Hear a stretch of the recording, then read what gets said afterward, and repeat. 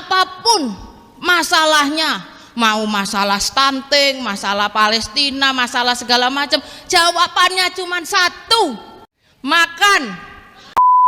Pekerjaan yang paling mudah untuk aku adalah menjadi cawapres, karena persyaratannya hanya butuh jadi anak presiden.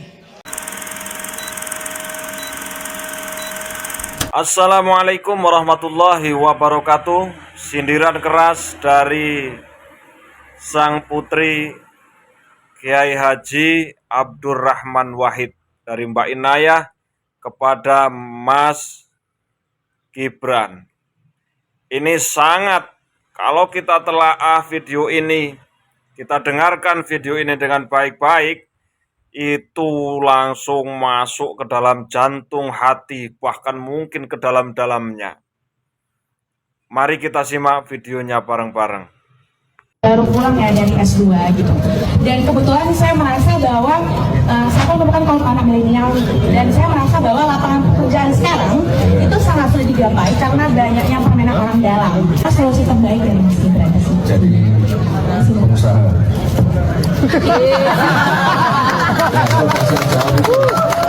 S2 bisa nggak berani jadi pengusaha ya? Masih mau ngelamar kerja? Jadi pengusaha aja ya? Ada juga usahanya. Oh ya udah, jadi pengusaha aja ya. Pekerjaan yang paling mudah untuk aku adalah menjadi cawapres, karena persyaratannya hanya butuh jadi anak presiden. Kalian itu paham gak sih betapa susahnya aku tuh ya nyari kerjaan? Beneran loh, susah banget. Sekarang kan kita bisa lihat di sosmed itu, di TV, tiap hari orang ngantri untuk nyari kerjaan. Saking susahnya, anak-anak presiden itu sampai dicariin kerjaan sama bapak-bapaknya.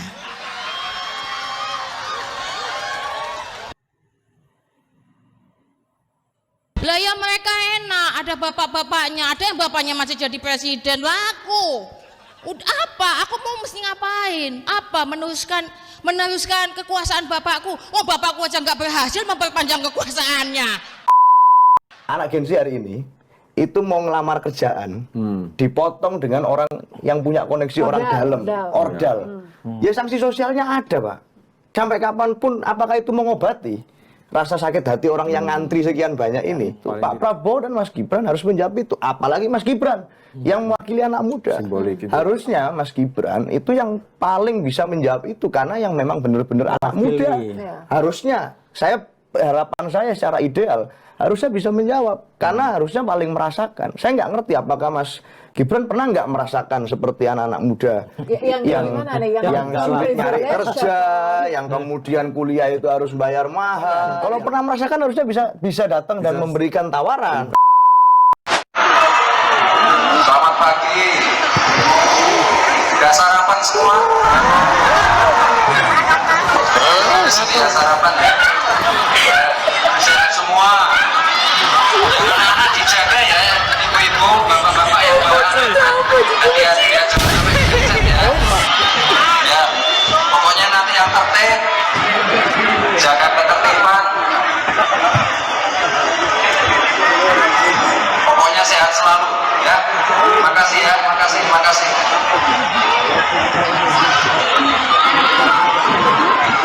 Baik. Ya, makasih. Wassalamualaikum warahmatullahi wabarakatuh.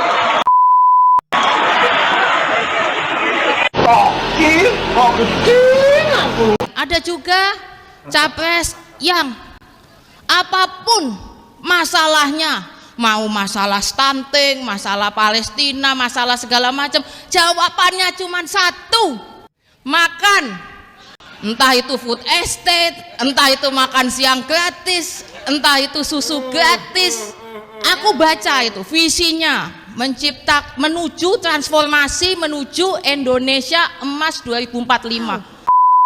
Semua solusinya makan.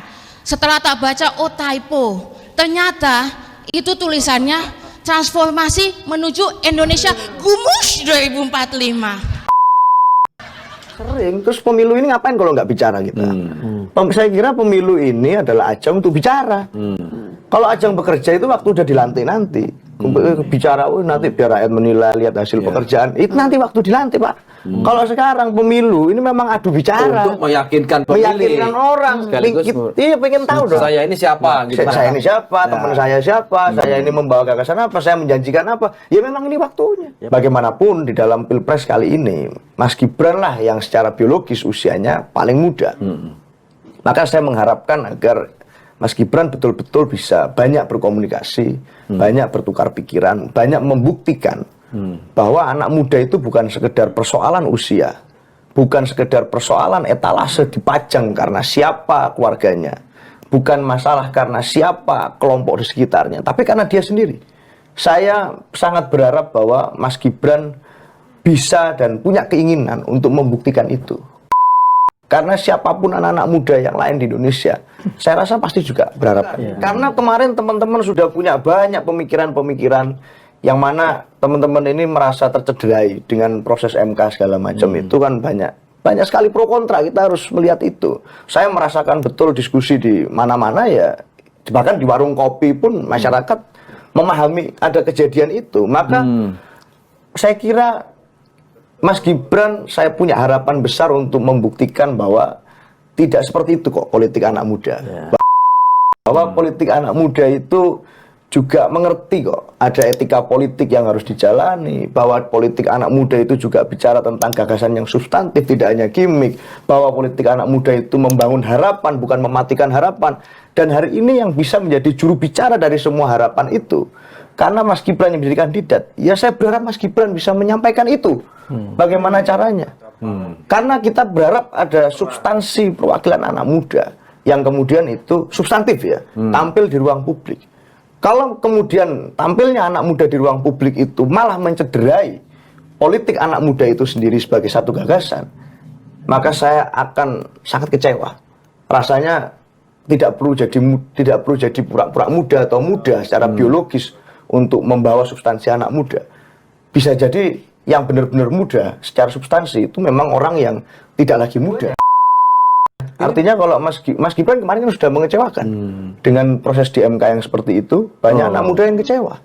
Kita menunggu penjelasan. Selain anak muda, beliau juga anak presiden, kita harus melihat itu. Dan kemarin kita sudah melihat bagaimana ada proses di MK dan lain sebagainya yang itu menjadi mewarnai entry point itu. Nah, makanya kita menunggu bagaimana sih pandangannya Mas Gibran.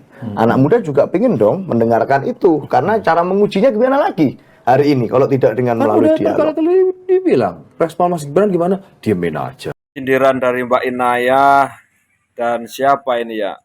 Kurang kenal saya ya. Sebenarnya sering lihat videonya tapi nggak tahu namanya. Kalau nggak salah ini dari tim Ganjar Pranowo ini ya. Jadi itu sangat mewakili dari masyarakat, orang-orang seperti saya yang tidak tahu tentang masalah hal yang seperti itu ya. Ditanya tentang masalah pekerjaan, ngelamar pekerjaan susah, jadi pengusaha saja. Emang duitnya sopo? Jangan bagi-bagi makanan terus. Bagi-bagi makanan itu enggak merata. Enggak semua terbagi itu enggak. Bagi-bagi beras itu enggak semuanya merata. Enggak semua kebagian beras. Wah, ini yang perlu kita cari, siapa yang mampu membuat peluang lapangan pekerjaan bagi anak-anak yang baru lulus SMA sederajat, yang baru lulus S1.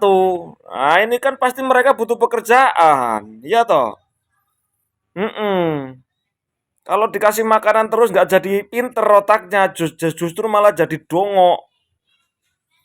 Karena nggak mau berusaha nantinya, kalau dikasih empan, terus kasih makan, terus perutnya kenyang tidur.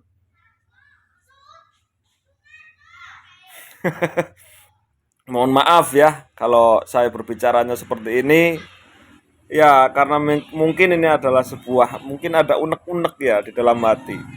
Karena sebagai rakyat kecil, pasti banyak dari teman-teman yang mengalami ketika lulus SMA itu bagaimana berusaha kepontang-panting, berusaha gagal, bangkrut, ndak punya modal, pinjem sana sini, giliran udah jadi usahanya bangkrut lagi itu enggak gampang, Mas. Ya kalau cuman ngomong mah gampang, tapi melakukannya dalam prakteknya itu lebih sulit. Sudah begitu saja, mohon maaf yang sebesar-besarnya. Wassalamualaikum warahmatullahi wabarakatuh.